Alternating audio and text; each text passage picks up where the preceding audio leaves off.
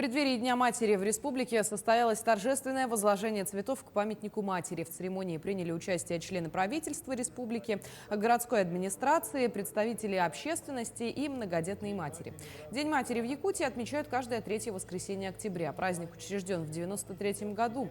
Сквер матери – одна из главных достопримечательностей Якутска. Он был открыт в День города в 2012 году 380-летнему юбилею Якутска на берегу озера Сайсары. С этого момента по традиции к памятнику и возлагают цветы.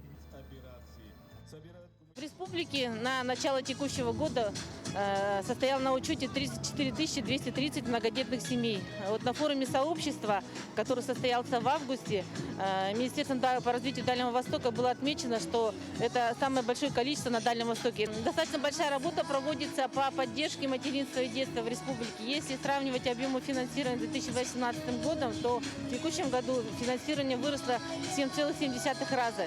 И в текущем году порядка 26,5 миллиардов направляется на поддержку именно материнства и детства. Ежегодно меры поддержки совершенствуются.